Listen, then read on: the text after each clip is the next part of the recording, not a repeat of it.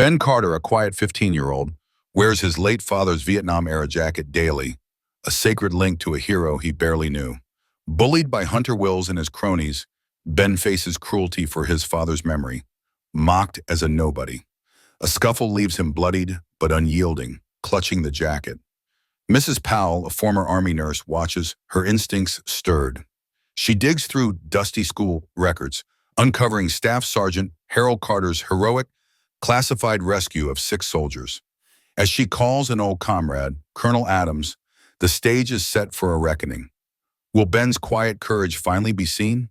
If Ben's story touched you, share your own memories of quiet courage into the comments. Like, subscribe, and share to honor unsung heroes. Your story could inspire others. Join us in celebrating legacies that live not in medals, but in the heart. Thank you for being here. In the crisp chill of a Kentucky morning, the school hallway buzzed with the restless energy of teenagers. Hunter Wills, his voice sharp as a blade, sliced through the air with a sneer. "Why do you still wear that ratty old jacket, Carter? It's practically falling apart."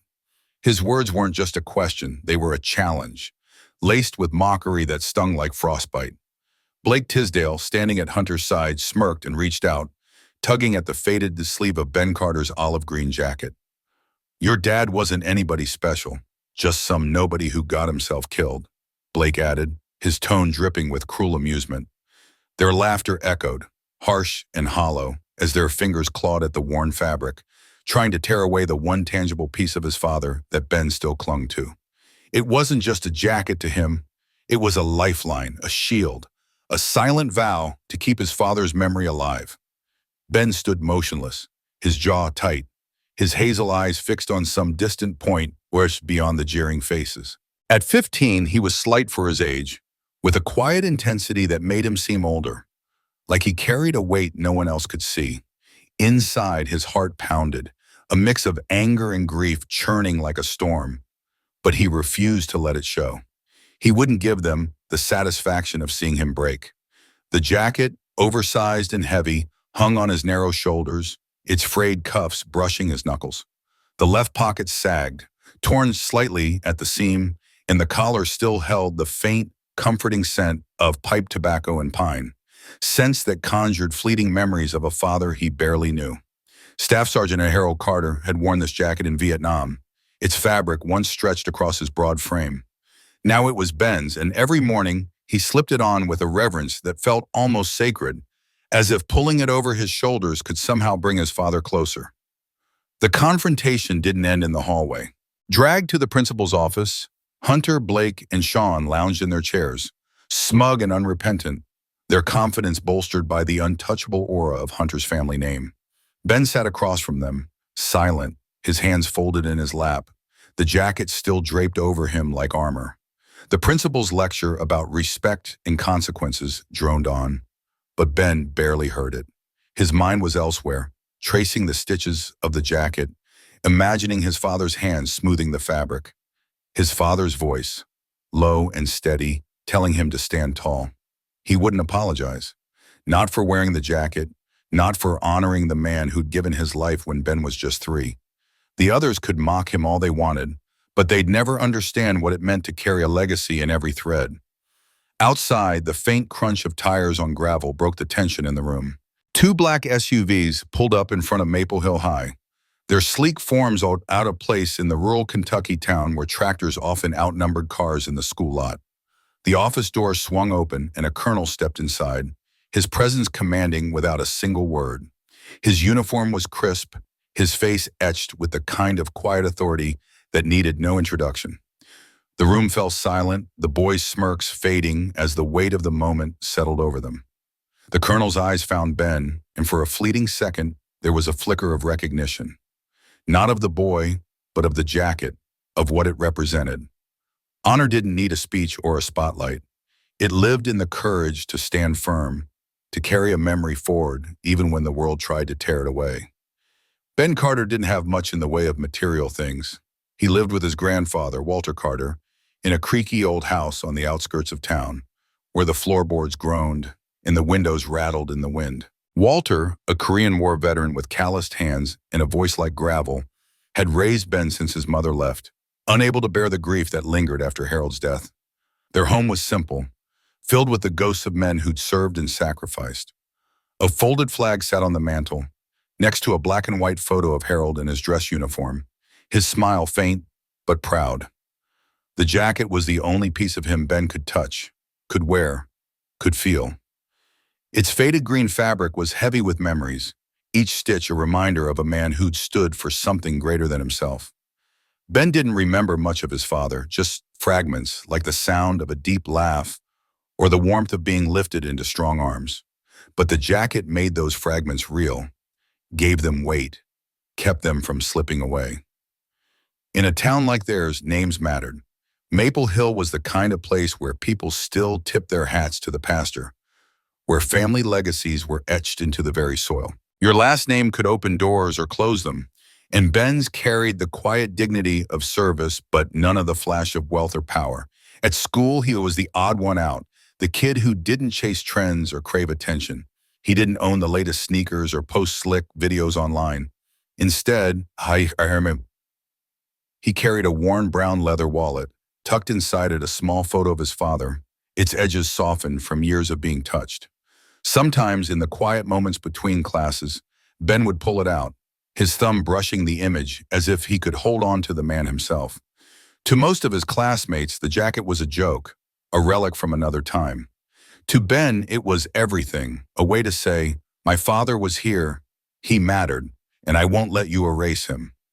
Hunter Wills, on the other hand, moved through Maple Hill High like he owned it.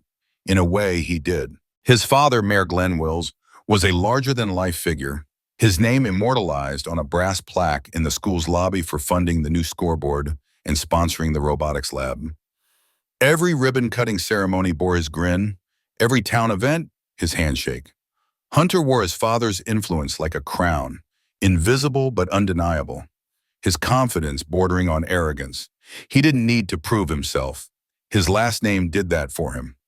Blake Tisdale, a hulking linebacker with a quick temper and quicker fists, was Hunter's right-hand man, always ready with a shove or a smirk. Shawn McCaffrey, smaller and quieter, trailed behind, his sharp laugh a loyal echo to Hunter's cruel jabs. Together, they were untouchable, their status a shield against consequences. Ben, with his silence and his father's jacket, was an easy target. That Thursday in the cafeteria, Hunter's voice had cut through the clatter of trays and forks like a knife. "Hey, Army surplus!" he called, leaning back in his chair, his eyes glinting with malice.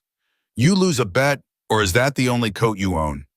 The words hit Ben like a punch, but he didn't flinch. He sat at the far end of the table, near the humming vending machine, his head bowed slightly, one hand resting on the jacket's shoulder seam. Inside, his chest tightened, a mix of shame and defiance swirling in his gut. He wanted to scream, to tell them his father had been braver than they'd ever be, but he stayed quiet. Words wouldn't change them. They'd only twist his pain into more ammunition. So he let the jacket speak for him, its worn fabric a testament to a sacrifice they'd never understand. For Ben, the jacket was more than clothing. It was a promise to remember, to honor, to carry his father's courage into a world that didn't always value it. Every morning as he pulled it on, he felt a quiet strength settle over him, like his father's hand on his shoulder. It didn't matter that the other kids didn't get it. It didn't matter that Hunter and his crew saw it as a weakness to exploit. Ben knew the truth. His father had stood for something, and as long as he wore that jacket, he was standing for it too. The jacket hung on Ben Carter's frame, its faded olive green clashing with the bright, polished chaos of Maple Hill High's cafeteria. The patch on the shoulder, once crisp with embroidered pride, had unraveled into a tangle of loose threads, a silent testament to time and wear. Ben gripped his lunch tray, his knuckles pale against the plastic, as he navigated the crowded tables. His eyes, sharp and guarded, scanned the room, not for a seat, but for escape routes. He'd learned early that attention was rarely kind in a place like this, where status was a currency earned in touchdowns or inherited through family names. To most, he was just the kid in the weird old jacket, a relic out of place among sleek hoodies and Letterman jackets. But to Ben, that jacket was everything, a tether to a father he'd never truly known, a shield against a world that felt too big and too cruel. Across the table, Blake leaned forward, his tray clattering as he propped his elbows on it. His smirk was lazy, predatory, the kind that comes from knowing you've got the upper hand. Bet his old man was a nobody, he said, loud enough for the surrounding tables to hear, his voice dripping with mockery. Probably scrubbed toilets or something, right? The words landed like a punch, and Ben's stomach twisted, though his face remained stone. He could feel the eyes on him now, the ripple of attention spreading through the cafeteria like a brush fire. Blake's words weren't just opinionated. They were a challenge, a dare to prove he was worth something more than their assumptions. Shawn, slouched beside Blake, snorted, his laugh sharp and mean. Yeah, got himself killed before anyone even cared who he was. The words cut deeper than Blake's, slicing into the raw, unspoken grief Ben carried like a second skin beneath the jacket. His jaw clenched, the muscles tightening until they ached. But he said nothing. Silence was his defense, his way of keeping the world at arm's length. And that silence infuriated them. It was as if his refusal to engage was a mirror held up to their cruelty, reflecting something they didn't want to see. Hunter, sitting opposite Ben, moved with a casual cruelty that made Ben's skin crawl. He reached out, his fingers brushing the frayed sleeve of the jacket. Let's see what's under this rag, hero boy, he said, his tone light, but his eyes glinting with malice. Ben pulled back instinctively, his tray wobbling, but Blake was already on the other side, grabbing the collar with a rough tug. The jacket stretched taut between them, caught in a tug of war that felt less like a prank and more like a desecration. For a fleeting moment, the fabric was a battlefield flag pulled tight in a struggle that wasn't just about cloth, but about everything Ben held sacred. His eyes blazed with something fierce, a quiet fury that spoke of loyalty and loss, of a boy who'd learned too young that love could be a weight as much as a gift. Across the room, Mrs. Nancy Palpaw froze mid-step, her coffee mug halfway to her lips. She was no stranger to conflict. Years ago, under the stifling heat of a Kandahar field tent, her hands had trembled as she stitched wounds on soldiers barely older than the kids she now watched over. The red haze of those memories still lingered, sharp and unyielding, in the quiet moments before sleep. Now, standing in the fluorescent glow of a high school cafeteria, she saw the scene unfolding with a clarity that made her chest tighten. Ben, caught between two boys like a rope about to snap, his face a mask of defiance and pain. For a split second, her instincts roared to intervene, to step into the fray as she once had on blood-soaked battlefields. But she didn't move. Maybe it was the weight of familiarity, violence that starts small in snickers and shoves and builds like a storm. Or maybe it was because she'd seen too many kids like Ben, kids who carried burdens no one else could see, and a part of her hoped that he had the strength to endure. She wanted him to walk away unbroken, to prove that resilience could outlast cruelty. Ben yanked the jacket free with a low grunt, the sound raw and guttural, like it came from somewhere deeper than his throat. He turned away, his shoulders rigid, his tray untouched. The food, limp fries and a soggy burger, seemed irrelevant now, a prop in a scene that had nothing to do with hunger. Hunter's laugh rang out, sharp and victorious, as Blake clapped him on the back, their camaraderie a sick mimicry of a sports team celebrating a score. Shawn's grin lingered, but there was a flicker of uncertainty in his eyes, a crack in his bravado. Maybe he sensed the weight of what they'd done, the line they'd crossed, or maybe he was just afraid of what Ben's silence might mean. Mrs. Palpaw watched from behind the glass of the teacher's lounge, her fingers tightening around her mug until the heat burned her skin.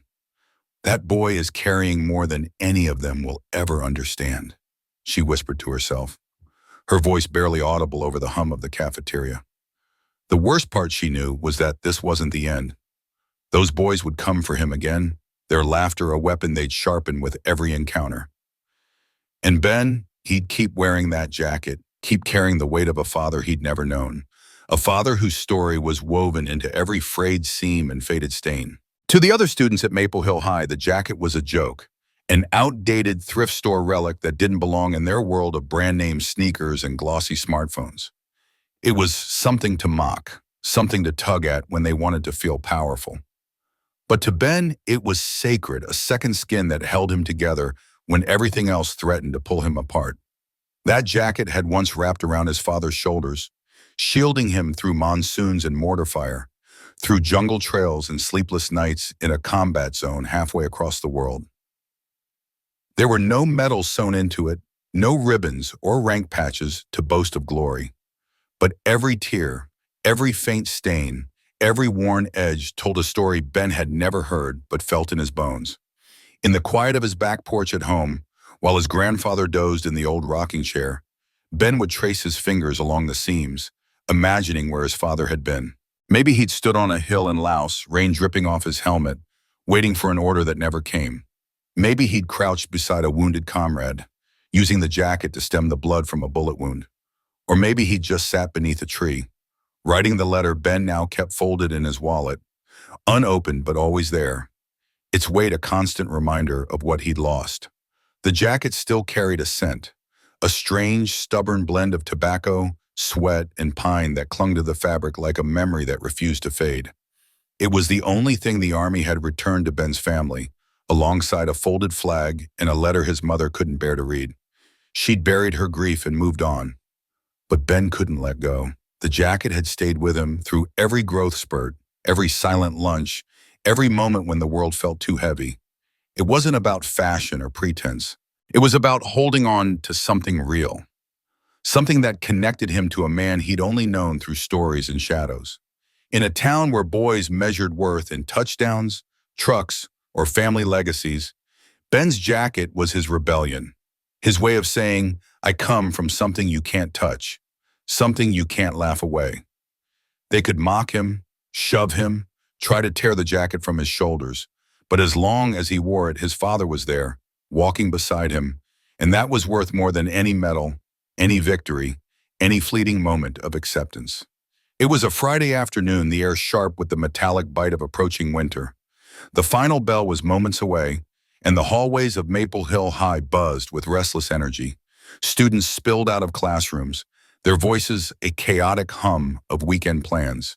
Football practice for some, loitering at the gas station for others, where they'd sip sodas and pretend the world was theirs. No one noticed Ben slipping through the crowd with his tray still untouched, his jacket pulled tight around him like armor. And no one noticed the storm brewing in his eyes. The quiet resolve of a boy who'd learned to carry the weight of memory in a world that only saw the surface. The late afternoon sun hung low, casting long shadows over the patch of grass tucked behind the school, just beyond the rusted flagpole that no one bothered to fix anymore.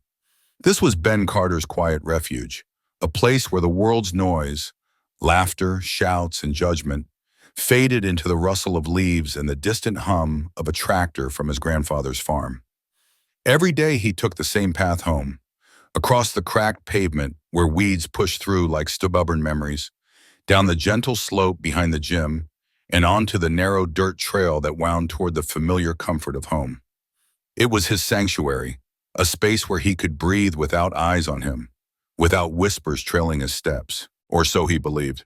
But today the air felt different, thicker, charged with something unspoken. As Ben rounded the corner of the maintenance shed, a voice cut through the stillness like a blade. "Hey, Carter!" It was Will's, his tone sharp and mocking, stepping out from the shed's shadow. Blake and Shawn flanked him, their postures tense like wolves circling prey. Ben's heart stuttered just for a moment, a flicker of dread tightening his chest. He forced his legs to keep moving, eyes fixed on the path ahead, willing himself to believe they'd let him pass. But deep down, he knew better. Hunter, the leader of this trio, wasn't here for idle chatter. His eyes burned with something personal, something cruel. "You think you're better than us, don't you?" Hunter's voice was low, almost a growl laced with resentment. "Parading around in that jacket every day, like it makes you somebody." Ben stopped, not out of fear but from a bone-deep exhaustion. The weight of their words, their stares, pressed against him, heavier than the humid air. He turned to face them, his gaze steady but weary. "It's just a jacket," he said, his voice quiet but firm, hoping to diffuse the tension. The words felt hollow even to him, because that jacket was so much more than fabric. It was his father's, the only piece of him Ben could still hold on to. Blake's laugh was sharp, cutting through the stillness like glass. "Just a jacket? Then you won't mind handing it over?" His smirk was a challenge, daring Ben to react. Ben's eyes dropped to the faded patch on the jacket's left arm, the division insignia worn thin from years of wear. His father's years, not his. His fingers tightened around the sleeve, the rough texture grounding him as memories flooded in. His father's quiet smile, the stories of far-off places, the promises of, "I'll be back soon." That patch was proof of something bigger than Ben, something he couldn't let go of, no matter how much they taunted him. Hunter stepped closer, his shadow looming. "Your dad wasn't a hero, Ben. You get that, right? He was a nobody who got himself killed." The words landed like a fist to Ben's chest, stealing his breath. He wanted to scream, to shove Hunter back, to make him understand the man his father had been. But the truth was, Ben didn't know the full story himself, just fragments pieced together from his grandfather's quiet mutterings in the weight of a folded flag on a mantle. Still, he wouldn't let them tarnish it. He couldn't. Before Ben could respond, Blake lunged forward, shoving him with enough force to make him stumble. The ground tilted beneath him, but he caught himself, clutching the jacket tighter, as if it could shield him from the cruelty in their eyes. Shawn stood back, shifting uneasily, his face flickering with something like guilt. But Hunter had no such hesitation. He grabbed the jacket's collar, yanking hard.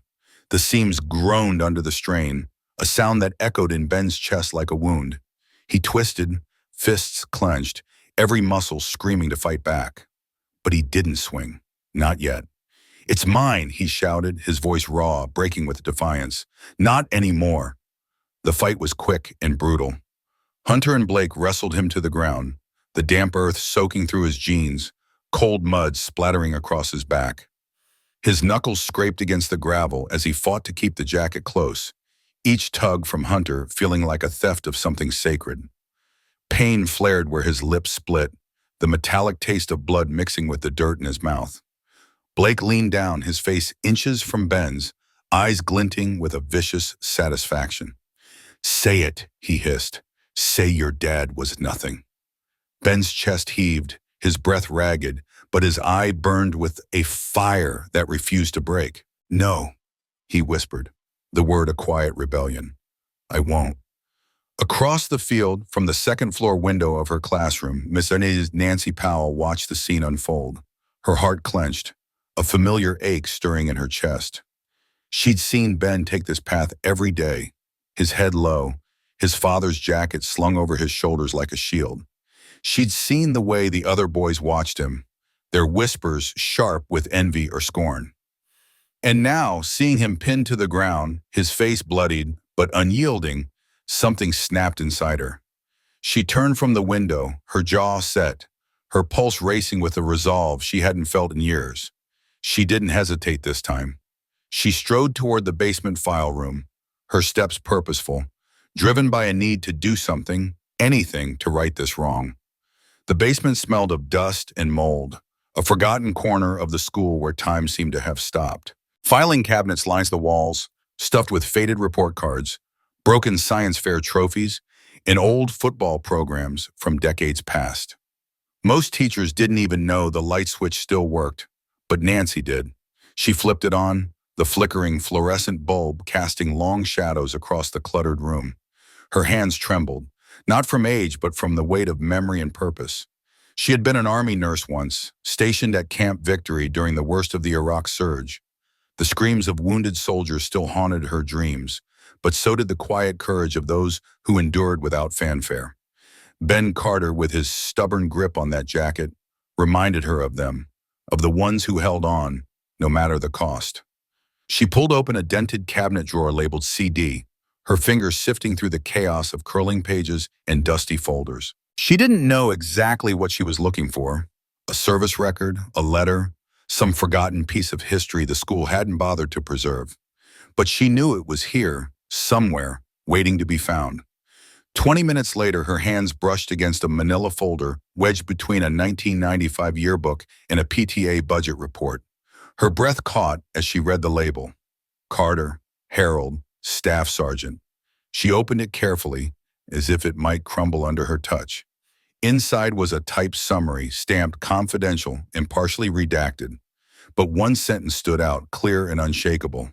Commended for exceptional valor in an unauthorized rescue of 6 fellow soldiers. Nancy's throat tightened. She could almost hear the echoes of those nights at Camp Victory, the weight of lives saved and lost. Ben's father hadn't been a nobody. He'd been a man who risked everything for others, a man whose name deserved to be remembered. And if Ben could bleed for that name, then Nancy would make sure the world knew why it mattered. In that moment, standing in the dim light of the basement, she felt the tide begin to turn. Not just for Ben, but for the truth that had been buried too long. In the quiet solitude of a dimly lit archive room, Nancy sat surrounded by the musty scent of forgotten files, her fingers trembling, and they traced the faded ink of a classified report. The words seared into her mind. Serviceman during a covert operation outside Quang Tri Province, Vietnam. No formal medal issued due to classified status. Her breath caught, a sharp pang of grief and rage twisting in her chest. They had called him a nobody. Those careless voices that dismissed Staff Sergeant Harold Carter as insignificant, a man whose sacrifice had been buried under decades of secrecy. But here, in the brittle, yellowed pages of an overlooked archive, was the undeniable truth. Harold had saved lives, lives that carried on, oblivious to his courage. No one knew. No one had cared to know. Tears welled in her eyes, hot and unbidden, as she blinked them back, her jaw tightening with resolve. This wasn't just a name or a file. This was a legacy, and she would not let it fade. Her hands shook as she reached for her phone, scrolling through contacts she hadn't touched in years, her heart pounding with a mix of fear and determination. She stopped at George Adams Rhett. George, a man forged in the crucible of a different war, but bound by the same unspoken code of honor. Now living quietly outside Lexington, he was still sharp, still respected, a retired colonel whose presence commanded attention without effort. They'd served together briefly, a fleeting connection in a world of chaos, but she knew he was the one who could help, the one who would understand. She pressed the call button, her pulse racing as the phone rang twice before his voice came through, steady and warm. "Nancy, it's been a while. I need your help," she said, her voice cracking but resolute. "There's a boy, a jacket, and a name that deserves to be remembered." She poured out the story, her words tumbling over each other as she spoke of Ben Carter, Harold's son, and the injustice that had followed him. Within the hour, she emailed George the file, her fingers lingering on the send button, as if sealing a vow. That night, sleep eluded her, not from guilt or regret, but from a restless anticipation that coursed through her veins. For the first time in years, she felt the fire of purpose reignite. She wasn't just a teacher anymore, confined to lesson plans and grading papers. She was a soldier again, fighting for something greater than herself. And by morning, she knew she wouldn't be standing alone. At Maple Hill High, the air buzzed with an undercurrent of unease. Whispers rippled through the hallways, soft and urgent, as students exchanged restless glances. Something was coming, an intangible shift that hung heavy, like the charged silence before a storm. Ben Carter walked through the front doors, his father's weather jacket zipped tightly around him, the fabric still carrying the faint scent of yesterday's mud. The weight of it was both a shield and a burden, a tangible link to a man he'd only known through stories and sacrifice. His backpack hung low, its straps frayed from years of use, and his shoulders were squared with a quiet defiance that said, "I won't break." He didn't expect eyes to follow him, and most didn't, but a few lingered, their glances sharper, their laughter dying a beat too late. Something was different today, and even Ben, with his head down and his heart guarded, could feel it. In the principal's office, Hunter Wills sat with his usual swagger, flanked by Blake and Shawn, their confidence bolstered by the privilege of their last names, names etched into the town's street signs and marble plaques. But today, their bravado faltered, their smirks less certain.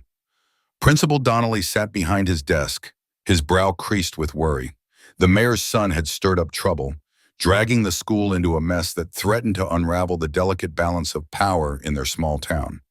The Carters weren't a prominent family, not like the Wills or the others, but whispers had begun to spread, rumors of a truth too big to ignore. Just after second period, A low, deliberate sound broke the monotony of the school day, the crunch of tires on gravel. Heads turned toward the front windows, students and teachers alike drawn to the sight unfolding outside. In the pale, late autumn sunlight, two black SUVs rolled into the circular driveway, their movements unhurried but purposeful. No flashing lights, no sirens, just a quiet, commanding arrival. The vehicles came to a stop, their matte finishes gleaming faintly under the sun. A front license plate read U.S. Army Retired, and a small gold decal on the windshield glinted, 82nd Airborne Division. The air inside the school grew still, as if the building itself held its breath. The doors of the first SUV opened, and a tall man in his late 60s stepped out, his Army service uniform immaculate, the ribbons on his chest catching the light like fragments of a storied past. Colonel George Adams moved with a rigid but effortless posture, his presence radiating a quiet authority that needed no introduction. Respect wasn't something he demanded, it was something he carried, woven into every step. From the second SUV emerged a younger man in a crisp Navy suit, a former enlisted soldier now working for a veterans organization. He clutched a leather-bound folder, its contents a mystery, but its weight unmistakable. Students watched from behind the glass, their murmurs fading into silence as the two men approached the school's main entrance. Inside, the front office had fallen into an unnatural hush. Ben sat alone outside the principal's office, his fingers tracing the worn edge of his father's jacket, his thoughts a tangle of resignation and faint hope. He'd grown used to being overlooked, to carrying his father's memory in solitude. But when the double doors swung open, he looked up, and for the first time that week, someone walked in for him, not with pity or empty promises, but with a purpose that felt like a lifeline. Colonel Adams and the man in the suit moved with an unshakable resolve, their steps echoing with the weight of honor and a story long overdue. Principal Donnelly rose from his chair so quickly he nearly knocked over his coffee mug, his face a mix of surprise and apprehension. Hunter, Blake, and Shawn sat in their usual seats, their arrogance a fragile mask that began to crack under the colonel's gaze. The room seemed to shrink, the air growing thick with reverence and unease. Colonel Adams didn't raise his voice. He didn't need to. His presence alone shifted the balance, a reminder of a world beyond the petty politics of a small-town high school. The story of Staff Sergeant Harold Carter was about to be told, and nothing would be the same. The fluorescent lights buzzed faintly overhead, casting a sterile glow across the principal's office. Colonel Adams stood tall, his uniform crisp and commanding, a silent testament to decades of service. The ribbons pinned to his chest caught the light, each one a hard-earned story etched in fabric, not merely decoration, but proof of sacrifice, of moments where courage outshone fear. His presence filled the room, not with noise or bluster, but with the quiet weight of authority. He gave a single, measured nod to Principal Donnelly, a gesture that carried more force than any raised voice could. Then he turned to face the others, his gaze steady, piercing through the tension that hung thick in the air. Ben Carter sat motionless, his hands clutching his father's service jacket, folded carefully across his lap. The worn fabric felt heavy, not just with the weight of its years, but with the memories it carried. Memories Ben could only piece together from stories told in hushed tones by his mother, and the faint scent of old leather that lingered on it. His wide eyes, a mix of awe and uncertainty, followed the colonel's every move. For a fleeting moment, his breath caught in his chest, as if the air itself was too heavy to inhale. When Colonel Adams's eyes settled on him, they softened, the stern lines of his face easing into something almost paternal. "You must be Ben," he said, his voice low but warm, like a hand extended in reassurance. Ben managed a small nod, his throat tight, his heart pounding with a mix of pride and nervousness. The colonel turned to Principal Donnelly, who stood behind his desk, looking smaller than usual under the weight of the moment. "I understand this young man was being pressured to apologize for wearing his father's service jacket," Adams said, his tone calm but edged with an unmistakable firmness. Donnelly shifted, clearing his throat, his fingers fidgeting with a pen on his desk. It's not quite that simple, Colonel," he stammered, his voice faltering as he tried to regain control of the conversation. There was a disruption yesterday. The jacket, it caused some issues among the students. Adams raised a hand, a single deliberate motion that silenced Donnelly without effort. "Let me simplify it for you," he said, his voice cutting through the room like a blade through fog. He stepped forward, his polished shoes clicking softly against the linoleum floor, and opened a leather folder handed to him earlier by a younger officer standing quietly by the door. Inside, carefully preserved behind a protective sleeve, was a yellowed piece of paper, its edges softened by time, but its words still sharp with purpose. This, Adams said, holding it with a reverence that made the room feel smaller, was written by Staff Sergeant Harold Carter, your father. He turned and placed the letter gently into Ben's trembling hands, as if entrusting him with something sacred. Ben's fingers hesitated before unfolding the letter, his breath shallow as he opened it. The handwriting was steady, but carried the faint tremor of a man who knew he might not return. As Ben's eyes traced the words, the room around him seemed to dissolve. The hum of the fluorescent lights, the faint shuffle of feet, the nervous cough from Principal Donnelly, all of it faded into nothingness. The letter was his father's voice, reaching across years and wars to speak to him. It wasn't just words on a page. It was a tether to a man Ben had never truly known, but felt in every fiber of his being. He didn't speak, he didn't cry. But as he read, his shoulders straightened, his chin lifted, and a quiet strength settled over him, like a mantle passed down through blood and sacrifice. It was as if his father's courage, his resolve, had been folded into that letter, waiting for Ben to claim it.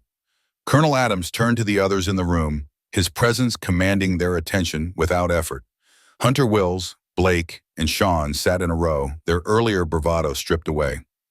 "Harold Carter didn't die a nobody," Adams said, his voice steady but heavy with conviction. "He died pulling 6 men out of enemy fire on a mission this country never bothered to acknowledge in a press release. He didn't get a medal, he didn't get a parade, he got silence, the kind of silence his son has had to carry every single day since." His words landed like stones, each one sinking into the room's heavy air. Hunter shifted uncomfortably in his seat, his usual smug grin replaced by a tight-lipped unease. He stared at the floor, his father's title as a local councilman suddenly feeling small and hollow in this room. Blake, who usually wore a sneer like a badge of honor, fidgeted with the sleeve of his hoodie, his eyes darting anywhere but at Ben or the colonel. Shawn, pale and shrinking into himself, looked like he wished the ground would open up and swallow him whole. Adams pointed to the jacket in Ben's lap, his voice rising slightly, not in volume but in intensity. "This jacket isn't a costume. It's not a fashion statement. It's a legacy." He paused, letting the word hang in the air, its weight pressing against every person in the room. And no student, no school, has the right to take that from him. Donnelly opened his mouth, perhaps to protest or explain, but Adams's gaze silenced him before he could speak. "This boy will not apologize," Adams said, his voice low but unyielding, like the final word in a debate no one dared continue. "Not today, not ever." He turned back to Ben, his tone softening again, carrying a warmth that felt personal, almost intimate. "Your father would have been proud of you, Ben, and so am I." Ben looked up, his eyes meeting the colonel's, and for the first time that day, tears slipped down his cheeks. They weren't tears of shame or weakness, but of something deeper. A quiet acknowledgement of the weight he carried and the pride he now felt in bearing it. He nodded not because he had to, but because in that moment he believed it. He believed in his father's sacrifice, in the legacy sewn into the jacket, and in the strength he hadn't known he possessed until now. The silence that followed was thick, almost tangible, as if the room itself held its breath. No one dared to break it. Hunter's sharp tongue, usually quick with a jab or a taunt, remained still, his eyes fixed on the floor as if searching for something to anchor him. Blake's fingers stilled on his sleeve, his usual defiance replaced by a rare moment of humility. Shawn's face remained pale, his hands clasped tightly in his lap, as if trying to hold himself together. Principal Donnelly cleared his throat again, his voice barely above a whisper. I think we can conclude this meeting," he said, the words sounding small and inadequate. Adams gave a single nod, not as permission, but as a signal that the matter was settled. Ben stood slowly, his movements deliberate, as he folded his father's jacket with care, tucking the letter inside like a treasure he would guard for the rest of his life. As he turned to leave, he didn't glance at Hunter, Blake, or Shawn, the boys who had pushed him into the mud and mocked the jacket that meant everything to him. He didn't look at Principal Donnelly, who had nearly forced him to apologize for honoring his father. He simply walked toward the door, his shoulders straighter than they had ever been, his steps steady with a newfound resolve. When Ben stepped into the hallway, the world outside the office seemed to shift. A hush rippled through the students gathered near the door, their whispers falling silent as they caught sight of him. Word had spread quickly, 2 black SUVs parked outside, a colonel in full-dress uniform, a boy who had stood his ground. Some students stepped aside, clearing a path for him, their eyes wide with curiosity and something close to respect. Others stood frozen, unsure of what to say or how to act. A few offered small nods, subtle gestures that spoke of an understanding they hadn't had before. Ben didn't need their words or their approval. He wasn't walking for them. He was walking for his father, for the man who had given everything and had asked for nothing in return. Behind him, Colonel Adams and the younger officer followed, their steps measured and synchronized, like an honor guard escorting not just a student, but a legacy. Their presence amplified the moment, turning Ben's walk through the hallway into something more. A quiet procession that carried the weight of sacrifice and pride. That afternoon, Mrs. Powell stood at her classroom window, her gaze fixed on the courtyard below. She watched Ben cross the open space, the jacket draped over his arm, its faded fabric catching the sunlight with each step. There was a new rhythm to his walk, a confidence that hadn't been there before, as if the letter and the colonel's words had unlocked something within him. She wiped a tear from her cheek, her heart swelling with a mix of sorrow and pride. She had known Ben's father, had taught him years ago in this very school, and now she saw him in Ben, not just in the jacket, but in the way he carried himself. A boy stepping into the shadow of a hero and finding his own light. Tears streamed down her face, no longer concealed by the mask of indifference she once wore. That afternoon, an unforeseen moment unfolded, stirring the quiet rhythm of Maple Hill High.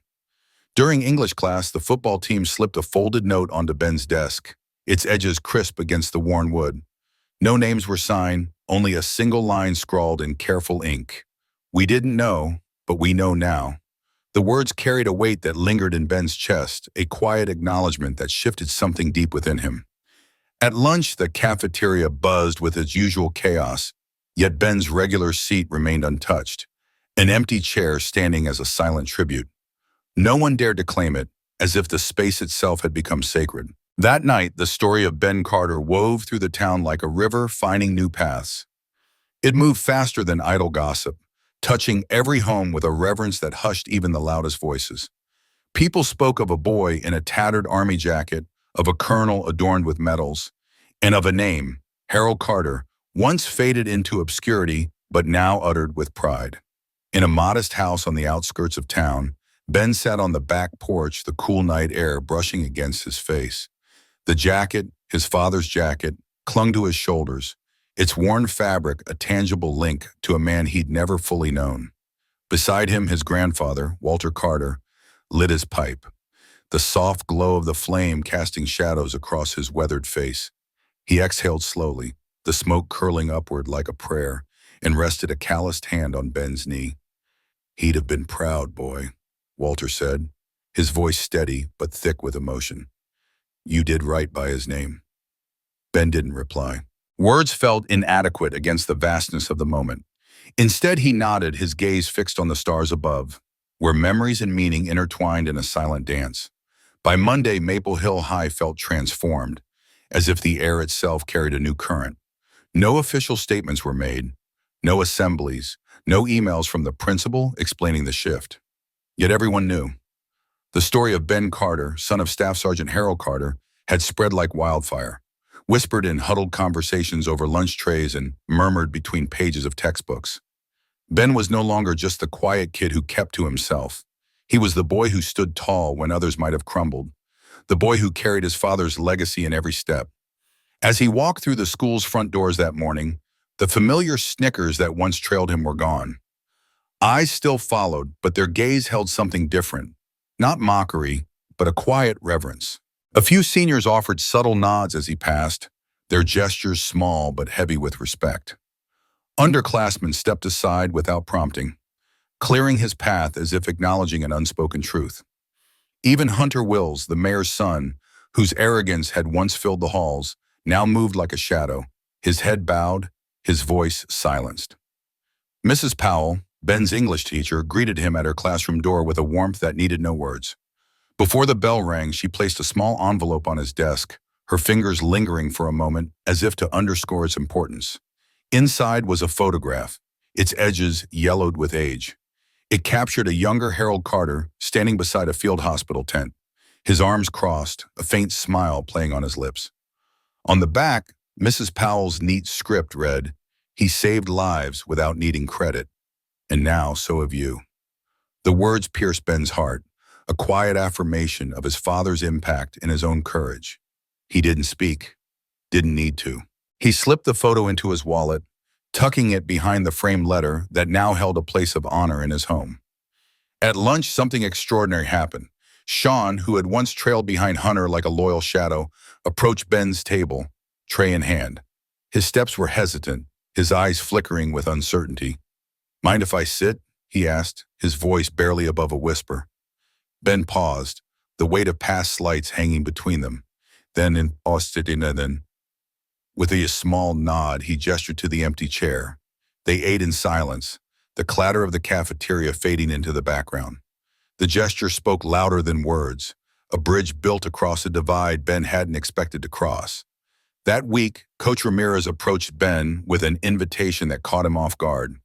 He asked Ben to lead the Pledge of Allegiance before the homecoming game, explaining that the school wanted to honor his father's service. Ben agreed, but on one condition: no speeches, no fanfare, just the flag and the jacket. On Friday night, he stepped onto the field, the jacket zipped tight, his hand pressed over his heart. The stadium fell silent, the usual roar of the crowd replaced by a profound stillness. It wasn't just patriotism that hushed the thousands gathered.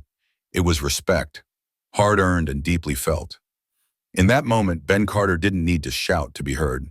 His presence, quiet and resolute, spoke volumes. 2 weeks later, on a crisp November morning, Maple Hill High held a modest Veterans Day gathering beside the flagpole behind the school. There were no grand displays, no banners, no photographers, no rehearsed speeches. Just folding chairs scattered across the grass, a few dozen students bundled against the cold, a brass trumpet playing the national anthem, and a line of older men in faded dress blues standing with quiet dignity. Ben was there, his father's jacket wrapped around him, its weight both a burden and a comfort. Mrs. Powell had asked him to speak, not as a performer, but as a son. The night before, he'd sat on the back porch with his grandfather, the letter in his hands, the jacket zipped against the chill. They hadn't spoken much, words weren't necessary. The silence between them carried a lifetime of understanding, a bond forged through shared loss and pride. That morning, Ben stepped up to the microphone, the wind tugging gently at the flag overhead. His voice, steady but soft, carried across the small crowd. He spoke of his father, not as a hero in the abstract, but as a man who did his duty without seeking glory. He spoke of the jacket, its frayed cuffs and faded patches, and what it meant to carry it forward. He spoke of memory, of honor, and of the quiet strength found in standing for something greater than oneself. As he finished, the crowd didn't applaud. They didn't need to. Their silence, heavy with respect, was enough. Ben stood at the podium, his hands quivering ever so slightly as he gripped its edges, but his voice held steady, a quiet strength anchoring every word. His father had never been celebrated in grand ways, no statues carved in his likeness, no headlines trumpeting his deeds, no medals gleamed on his chest when he returned home. Instead, he came back in a wooden box draped with a flag folded with meticulous care, a silent testament to a life given. Ben paused, letting the wind carry a soft whisper through the crowd, as if it too had something to say about the man who'd left too soon. For years, Ben had wrestled with a gnawing ache, believing his father's story was insignificant, erased by a world that didn't pause to notice. He'd thought his father's absence left no ripple, no mark to prove he'd ever been here. But as he stood before his classmates, the veterans with hands worn by time and sacrifice, and the teachers who'd seen him stumble through grief, Ben realized he'd been wrong. His gaze swept over the crowd, lingering on the veteran's proud, weathered eyes, and he felt a shift inside him, a truth unfurling like a flag catching the wind. "This jacket," he said, touching the faded fabric draped over his shoulders, "it's not just some piece of clothing. It's not here to look pretty or draw attention." His voice grew softer, but it carried a weight that silenced the rustling crowd. "It's proof that someone stood tall for something bigger than themselves. Proof that someone gave everything for a country that doesn't always stop to honor the ones who fight quietly, without fanfare." The jacket, worn thin at the elbows, was more than threads and stitches to Ben. It was his father's laughter on late summer evenings, his steady hand teaching Ben to tie a fishing knot, his quiet pride at school events. It was all Ben had left to hold on to, a tether to a man the world seemed to have forgotten. His voice dipped, but never faltered. Honor doesn't shout. It doesn't beg for applause or need a spotlight. He glanced down at the jacket, his fingers brushing the frayed collar. Sometimes, honor is just a kid who refuses to take off his dad's jacket, even when everyone else thinks he should move on. The words landed like stones in still water, rippling through the crowd. Ben stepped back from the podium, not with a flourish or a demand for recognition, but with the quiet certainty of someone who'd spoken his truth.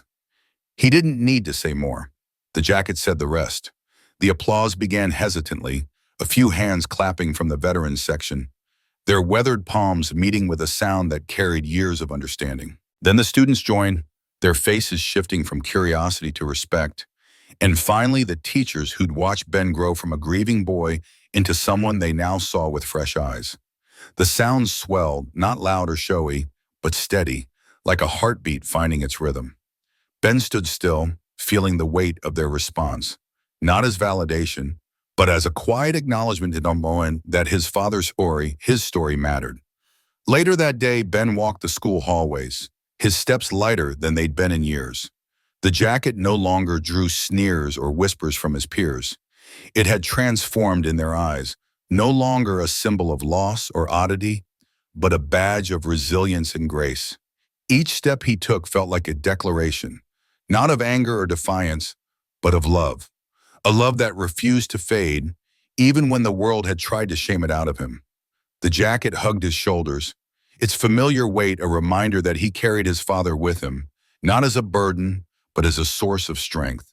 From her classroom doorway, Mrs. Powell watched him pass, her eyes glistening with unshed tears, her heart swelling with a mix of pride and memory. Decades ago, she'd been a nurse on battlefields far from home, her hands steady as she patched together soldiers whose bodies and spirits had been torn apart. She'd seen courage in the faces of men who knew they might not make it through the night, and now, in a different kind of war, one waged with cruel words, sidelong glances, and the pressure to conform, she saw that same courage in Ben. He hadn't fought with fists or loud protests. He'd fought by holding fast to what mattered, by wearing his father's jacket like a shield against a world that often overlooked the quiet heroes. In a time when recognition is measured by likes, followers, or fleeting moments of fame, Ben Carter's story cuts through the noise like a whispered truth. True honor doesn't clamor for attention or demand a spotlight. It earns its place through small, steadfast acts that might go unnoticed by most, but carry a weight that reshapes the world for those who see them. Ben never craved applause or sought to settle scores with those who'd mocked him. All he did was wear a jacket that held his father's memory, a quiet act of devotion that spoke louder than any speech ever could. His story rippled beyond the school, touching the town and perhaps even further, a reminder of what it means to remember.